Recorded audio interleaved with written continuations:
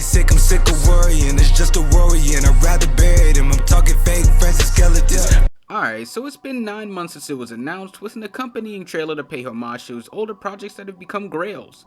But now that Drake has come back to finally drop his long-awaited project Certified Lover Boy within the same week that Kanye drops his highly anticipated album Donda, I believe we should be able to celebrate this moment with a more proper review. So editor, can you please dim the lights? Ah, that's much better.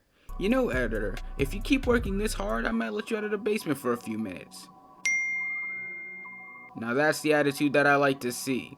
But aside from that, Drake has returned back into the hip-hop rotation with this smoother, bass-heavy album with high-caliber features to deliver what seems like a love letter to his fans and a hate mail to Kanye West. Starting off with this sample-heavy track, Champagne Poetry, we're given a series of these smoother, wavier beats with Drake rapping about his opposition, supporters, and the struggle that comes within this industry.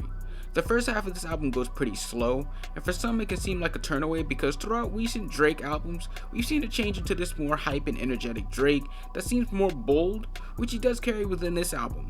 But when looking back on other projects such as More Life and Scorpion, it seems as if Certified Lover Boy can be seen as a combined version of the two, with this having that more R&B-esque flair in comparison to the trap or casual hip-hop sound that we're used to.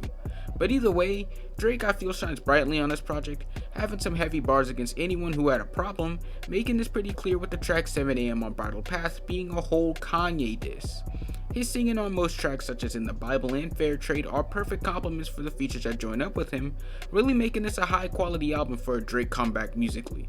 But as for the features, they also stepped up heavily, with it seeming like their stage instead of Drake's on some tracks. In a way, it's as if Drake is trying to work around his features instead of his features working around him. The track Fair Trade is a prime example of this, with this beat switch that is a perfect recipe for a Travis Scott feature that just goes insane. I would say that some of my favorite features would have to be Lil Durk, Travis, Kid Cudi, Wayne, and the upcoming Nigerian singer Tems. But there are also some features alongside the tracks themselves that I wasn't really feeling, such as Knife Talk with 21 Savage and Project Pat, which just seemed like another corny, try to be hard Drake track like Non-Stop from his previous album Scorpion. But for the most part, with production from 40 and Metro Boomin, this album is laid in gold with only little misses to really put this as one of my more favorite Drake projects. Overall, this album is pretty solid from start to finish. The beginning was a bit weak, but doesn't discern from the number of gems that were laid out in this project.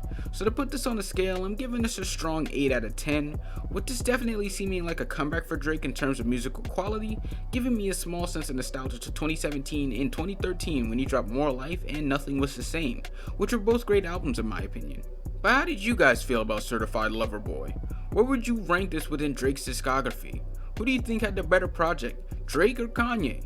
Let me know down in the comments while liking and subscribing to the channel. Make sure to follow my IG and Twitter, and if you like the illustrations used in this video, make sure to follow the artist because she's dope. And on that note, I'll see you on Monday for another discussion video. Peace.